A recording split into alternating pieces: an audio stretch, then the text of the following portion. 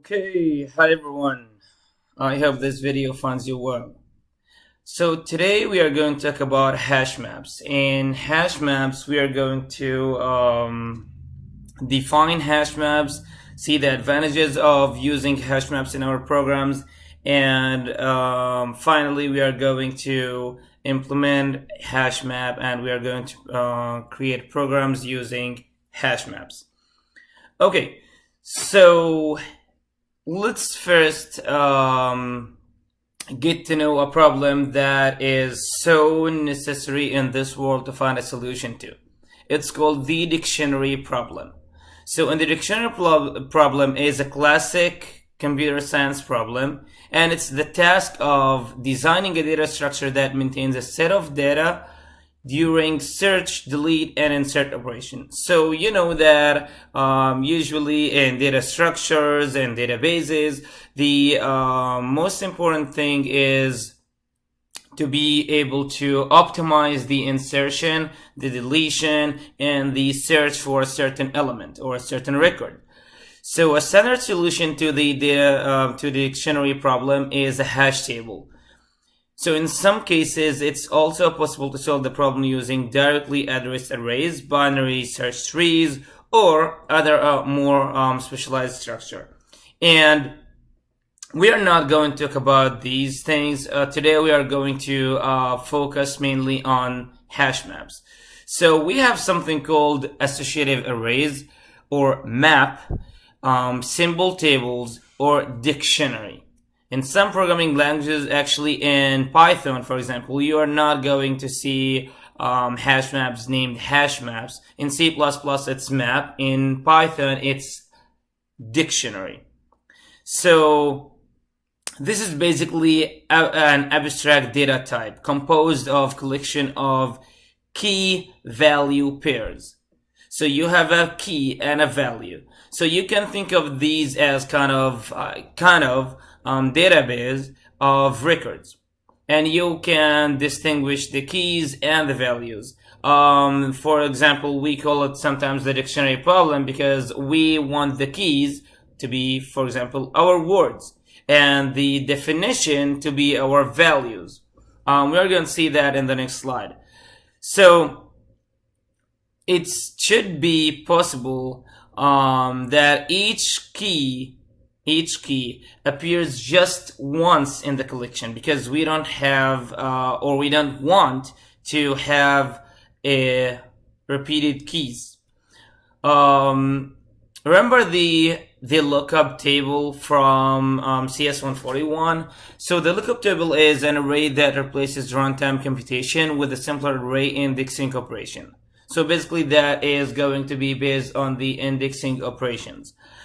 So the savings in terms of processing time can be significant. And you know that mostly we are going to produce cheap or inexpensive programs. So when you say inexpensive or cheap programs, we're not talking about the program itself to be sloppy designed or something like that. No, we're talking about the number of operations or the processing time. It should be inexpensive in processing time. You have to optimize your code, keep optimizing your code until you get acceptable amount of minutes or seconds or milliseconds for the processing time of your program.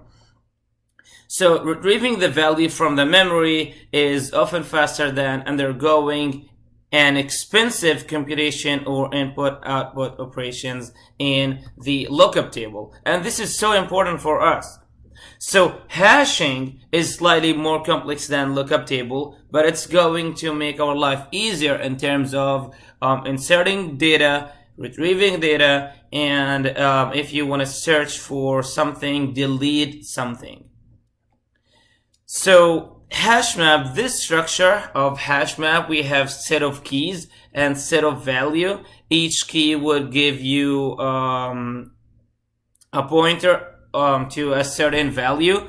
When you have a dictionary, you would have keys as words, and you would have the definition of that key as the value of that. And you won't have, for example, the word evident repeated twice in the dictionary. You may have more than one definition to it, but it's still, this key is pointing to those definitions. It should be either one definition or multiple definition depending on your design. So instead of having to look through every item, you can jump to the definition you want. And this is the beauty of hash maps. You can jump very quickly to the data related to that key.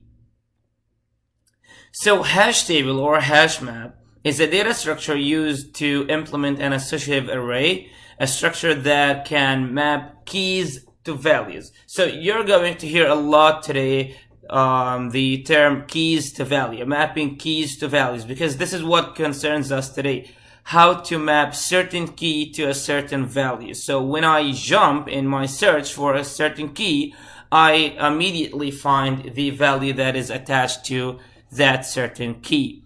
So a hash table uses a hash function, and this hash function is used to compute the index into an array of buckets or slots from which the desired value can be found. Now, ideally, the hash function will assign each key to a unique bucket, but the thing is, most hash table designs employ an imperfect hash function, which might cause hash collisions. So today we are going to, in theory, how we can override or overcome these collisions to have the best design. So hash collisions means that the hash function generates the same index for more than one key. Such collisions must be accommodated in some way, because you don't want many values to be pointed at by the same key, or you don't want many indexes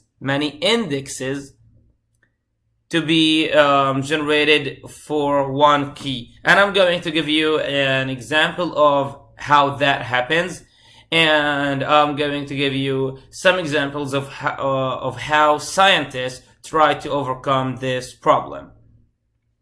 So in a well-dimensioned hash table, the average cost, the number of instructions for each lookup, is independent of the numbers of elements stored in the table. Many hash table designs also allow arbitrary insertions and deletions of key value pairs at a constant average cost per operation. And we are going to see what those are. So, for example, if you try to search for an element in a hash table, the average case would take you big O of 1. Complexity of 1, constant complexity. And the worst case would be big O of n. Insertion, the same thing, deletion, the same thing. Which is something great, because you can have kind of a database, right? A database, certain of keys and values, records. And the average case for searching, deletion, insertion would be big O of 1. Big O of 1. Which is preferred. And the space complexity is going to be big O of n in each of the cases. The average case and the worst case. So, in many situations, hash tables turn out to be more efficient than search trees or any other lookup tables. For this reason, they are widely used in many kinds of computer software, especially or particularly for associative arrays, database indexing, caches, and sets. So, some key points. The advantages of hash tables. So the advantages, these maps provide a way of using associative arrays that allows, and again, the associative arrays, you can think of them as pairs of keys and values. This is why what we mean by associative arrays. So maps provide the ways of using associative arrays that allow you to store data indexed by key of any type you desire, and this is so important, any type you desire, instead of just integers as with arrays. Because with arrays we have, here is the array, and you have only integer indexes like 0, 1, 2, 3, 4, right? Now, in these maps or hash maps, you can use anything for the key, and you can use anything for the value. So maps can be accessed using iterators, and iterators, we are going to explain iterators later in this quarter, that are essentially pointers to templated objects of base type pair, and each of these pairs would be having two members, first and second, and first represent the key, second represent the value. Second represent the value associated with that key. So the implementation, the most frequently used general purpose implementation of an associative array is with the hash table, an array of bindings together with a hash function that maps each possible key into an array index that would eventually guide you to have the value that key points at. So hashing can be used to build, search, or delete from a hash table. These are some key points you have to understand. So take a field in a record known as the key, convert this key through some fixed process to a numeric value. Now you have a hash key. So your key, the thing is going through a process, and this process is going to convert to a hash key.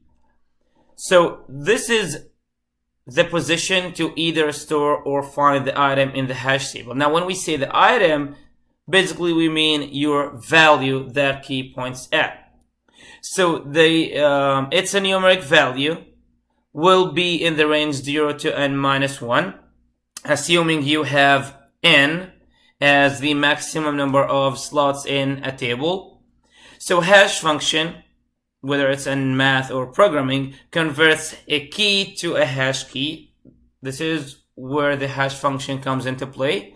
And the function is used whenever we need access to the table. Whenever you have a key, the key must go through this function, so you get this key, eventually you get this item.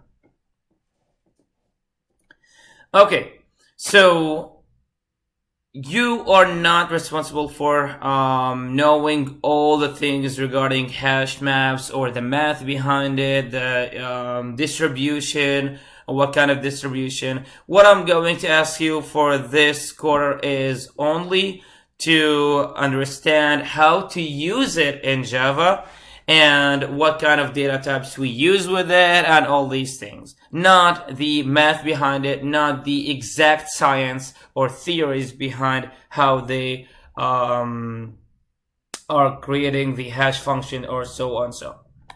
Okay, so starting with the hash function, we are going through these slides very fast so you get an idea how this hash function works, because this is going to be very impactful in your interviews, in your next year's knowledge. So the input into the hash function is the key, as we said, and the output is going to be the index of an array, hashed or hash table, where the object containing the key is located. So here is some kind of hash code function. So the hash code function is a function that is present in any data type known to you. If you create your own data type, like a student, if you want to use this student new type that you created in a hash table, then as the key, if you want to use this as the key, if you want to use this as a value, it's up to you. You can do that without overriding the hash code.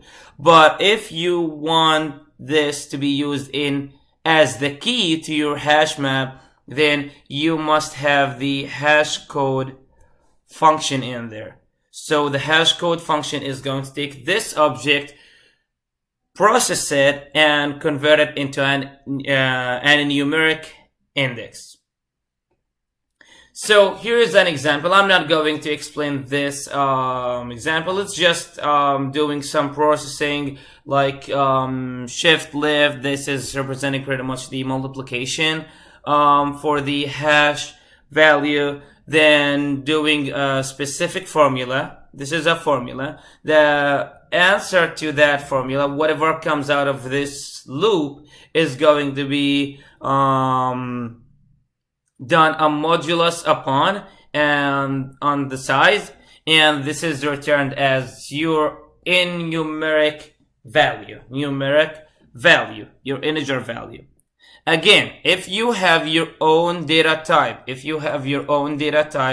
you must override the hash code function. You must, because this is an object function. You can find it in the object class. And you know that your class is a child of the object class. So you have to override the hash code function if you intend to use your newly created class as a key in a hash map. If it's a value, never mind.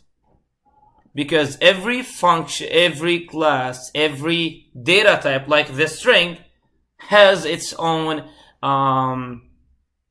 hash code function. Int, however, is a primitive, so it's not a class. Integer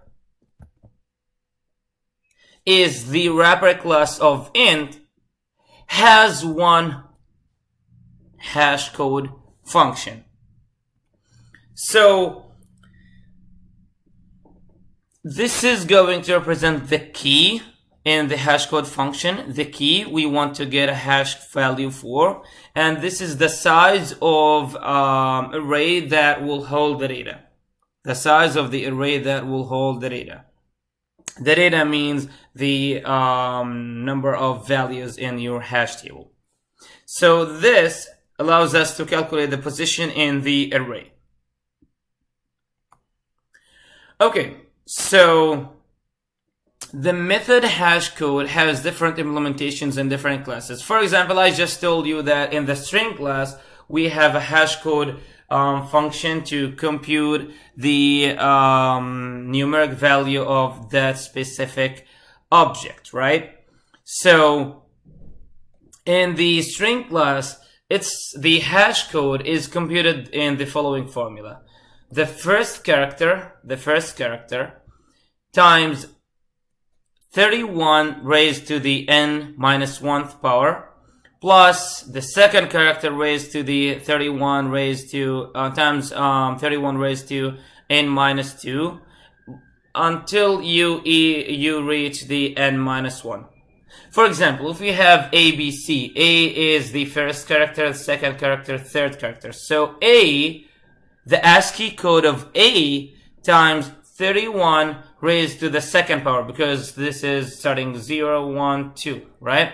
So the second power plus B, the ASCII code of B times 31 raised to the first power, which is just 31, plus C times 31 raised to the 0 power, which is 1. So just the ASCII code of C. So here is the final result. So if we are going to have an example of two things, this is the integer class, and again, only in hash maps you cannot use primitive classes. Primitive data types. You can only use non-primitive data types, classes. If you want integer, then you must use a wrapper class, because it's going to be the hash map is generic type, and with generics you can use only wrapper classes and object types, not primitive data types. So with integer, if we have 2009, it's going to be the same, because it's going to be the same numeric data type, because it's already an integer.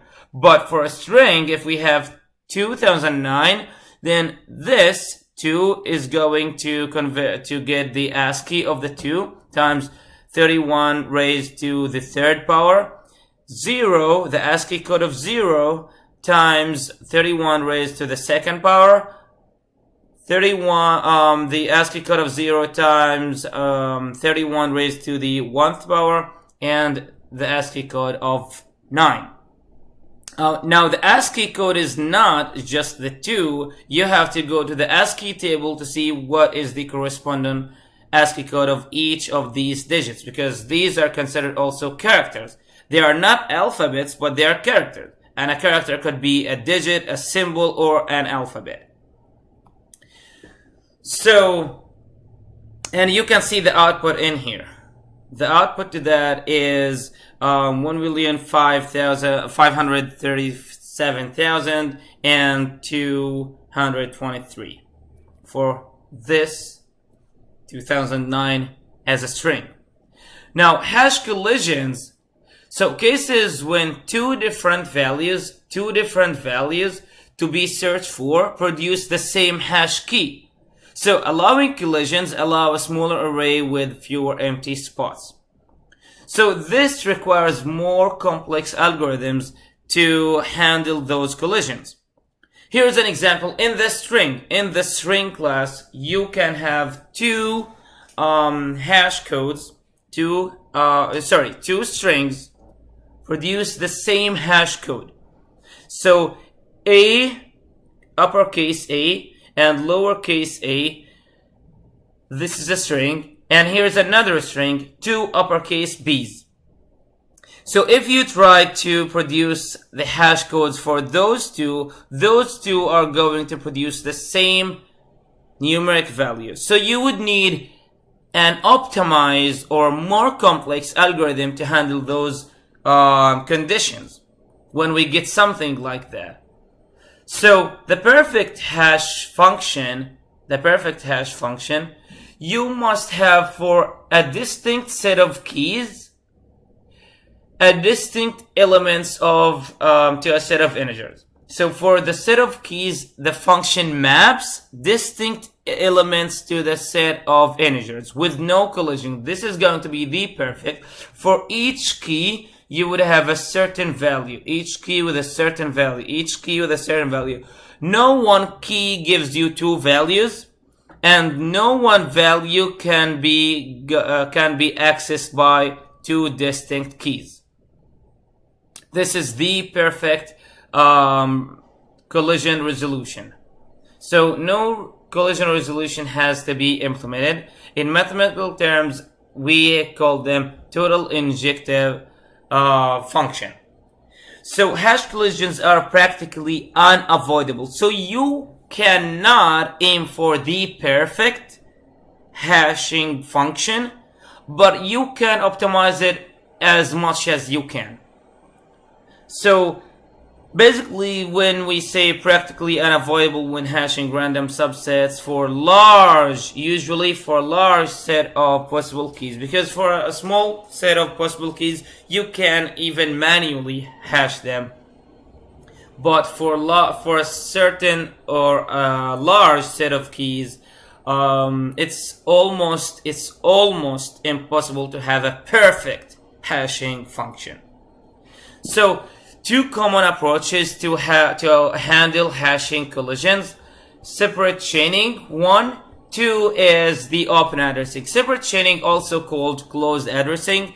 Open addressing, also called closed hashing. So let me just start with separate hashing. So each bucket is independent. As you can see. Those are independents. Each has some sort of a list of entries, often a linked list. So each bucket, for example, this bucket, points to a certain array or linked list or something like, usually we use linked list. The time for hash table operations, the time to find the specific bucket, the correct bucket, and this is constant. And the time to process the list of operations in the entry. Here it is. So the time to calculate the hash code for the key to get to the accurate or the correct bucket, plus the time needed for to go through the list and find the key. To go to the list and find the key. Why? Because in separate chaining, you don't have separate entry for separate bucket. You may have chained buckets like this. We have a certain hash code that points to more than one entry. More than one entry. So in this example, let's say we need to loop up Sandra D's record. We need this record. So we run Sandra D's through the hash function and we get the bucket 152. Now, the bucket at 152 contains a pointer to a list. Then we walk through the list, starting at the front, until we find our Sandra D. So the time to find Sandra D was the time to calculate the hash code to 152 plus the time to go through the list and find Sandra D. Okay, so there is some issue with separate chaining. The chief concern is that too many objects map to the same hash value. The more collisions to happen, the more items we end up grouped together in the same list. So whether they are adjacent or nearby is completely irrelevant. We don't care about this as much as we care about we have more collisions, then as a result of that, we have more items grouped together. So the second approach, the open addressing, which is also called closed hashing, all entry records are stored in the bucket array itself. So if you have a key, then this key directs you immediately to the bucket itself, and the bucket is going to include the hash code to that certain key and the information or the data stored as the value in that bucket. So everything in the same bucket. So when a new entry has to be inserted, the buckets are examined starting with the hash2 slot, proceeding in some probe sequence. And we have three kind of probing sequences. We have linear probing, quadratic probing, and double hashing. We are not actually going through these things because those are very complicated probing functions and approaches, and we just said we are going through these just so you understand what's going on in the hash maps. The main concern is to be able to do that in Java, is to be able to know when to override the hash code if you want your key to be an object of your creation, not something you can have from the Java libraries like a string or integer or these kind of things. Also, to be able to create a hash map, insert values into it, search for a certain key, and delete a certain key. So the name open addressing refers to the fact that the location or the address of the item is not determined by its hash value. It's not determined by hash value. So both methods, the open and closed addressing, the separate chaining and the closed hashing, are affected by the load factor and how uniformly is your hashing. How uniform is your hashing. So the load factor is the ratio of the number of stored elements to the number of slots in a hash table, and it's represented by the alpha. Alpha equals the number of elements divided by the size of the array. The uniformity of hashing is how uniform is your hashing results or hashing function can be. So a good hashing function a good hashing function. So for your lookup to remain efficient, a basic requirement is that the function should provide a uniform distribution of hash values. Uniform distribution. The distribution also needs to be uniform only for the table sizes that occur in the application. So these are the main concerns and the main requirements for your hash function. And again, as I said, we are not going through how to create a hash function. This is a little bit advanced, and we are sticking to the material we have in our hand and what's in the book. So operations associated with the hash maps or the maps or associative arrays are the following: the addition of pairs to the collection, removal of pairs from the collection, modification of values of existing pairs, and lookup to search for a value associated with a certain key. So what you need to know overall is, for now, all you need to know is how to use a hash map, which is in the coming next slides.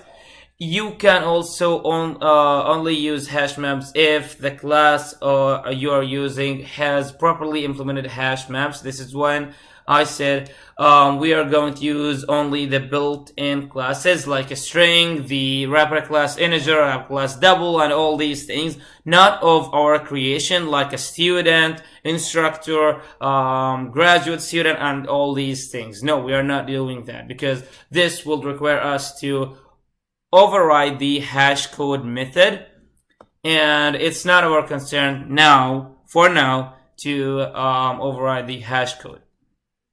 So to create a hash map to be used or to store your pairs key values, you need to call or import the HashMap library from java.util, and it requires you to define your pair.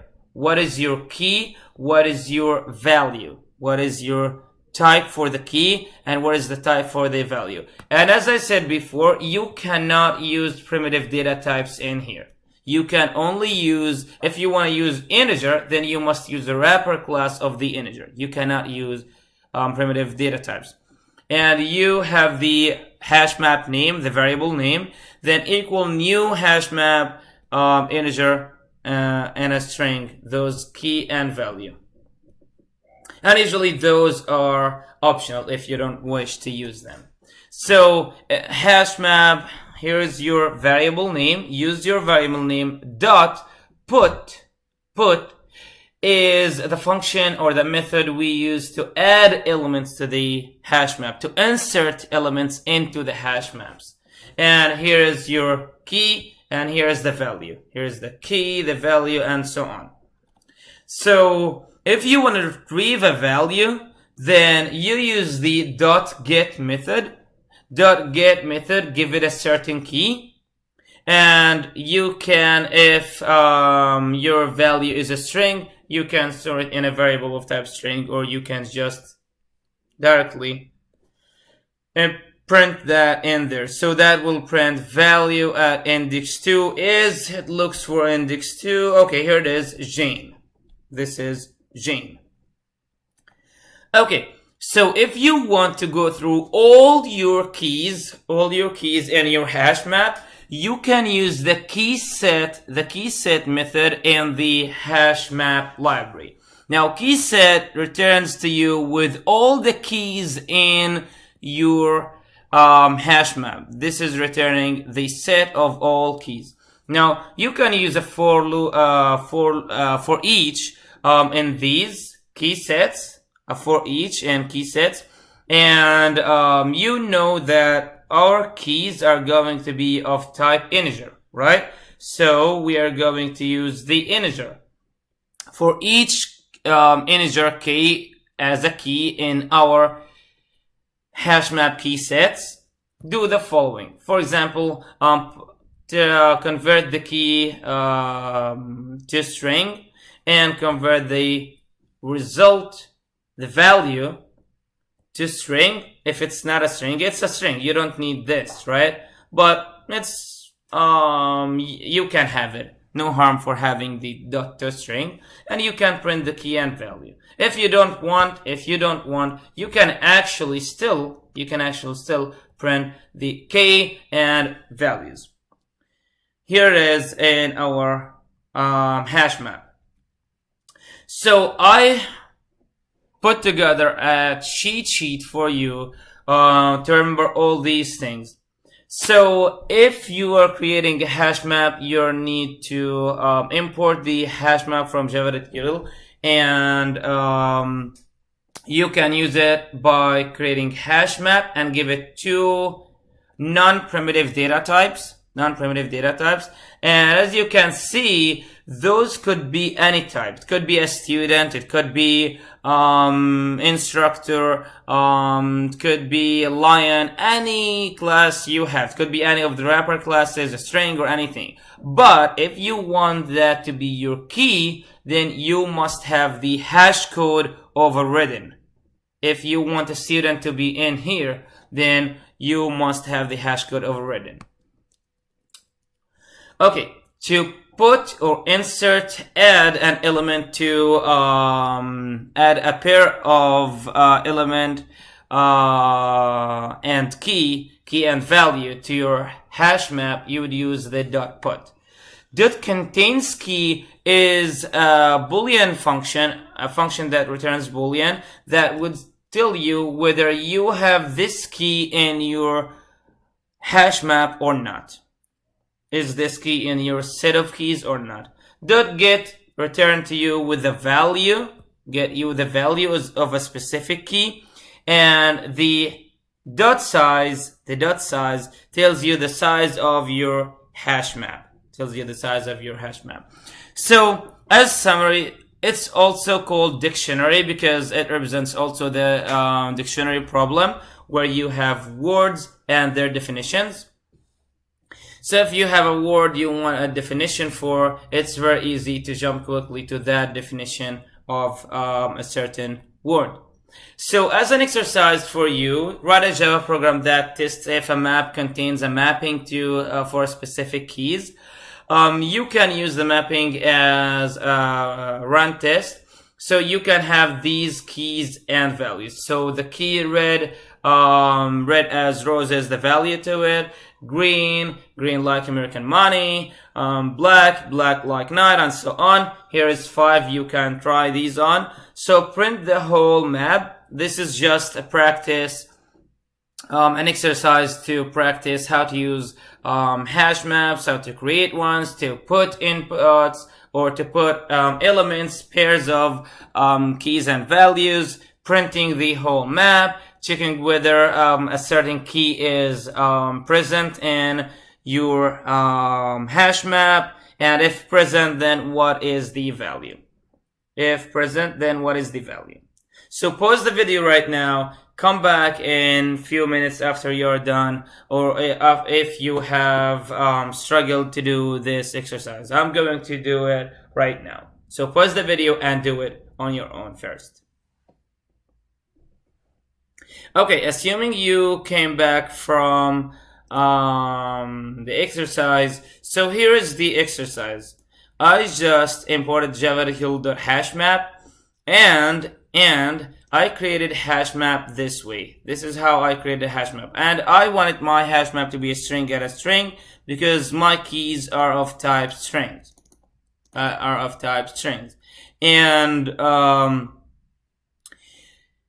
I have hashmap equal new hashmap string and a string. Then I have hashmap.put red like roses, green like American money, and all these things. I put 5 pairs. Then displaying the content of my hashmap, I used the key set. So for each key of type string, because I know it's of type string, right? For each key of type string in my key sets of my hash map, print the key and the value. I print the key immediately, and I print hmap.get key. This will get you, for example, red like roses, green, here is your key, and green like American money, and so on. So after that, I asked, does the key green exist? and I use the HMap, my HashMap name, dot contains key. Does my HMap, my HashMap, contains the key green? And if yes, then okay, say yes and give me the value. If not, just say no. Same thing in here. I tried another key. I tried orange. Does my hash map contains the key orange? If yes, returns hash map, returns the value from the hash map. If not, just say no. Okay, trying this. So here is the output, the contents of the map. Red like roses. White like snow. Blue like sky, and so on. So if you decided to print your hash map, so sys out, I print HMap, and I can see the hash map in this format if I don't want a specific format. It's going to print that in brackets and say, okay, this key equals this value. This key equals this value. And if you don't want to show it in a specific format. But since I asked you in this exercise, to show it like this, in a specific format, I had to use a certain code to do it. And the simplest code in my mind was using a for each. Also, you can use iterators for this one. But this is something we are going to learn by the end of this quarter. So not now. For now, have a great day and see you in the next video.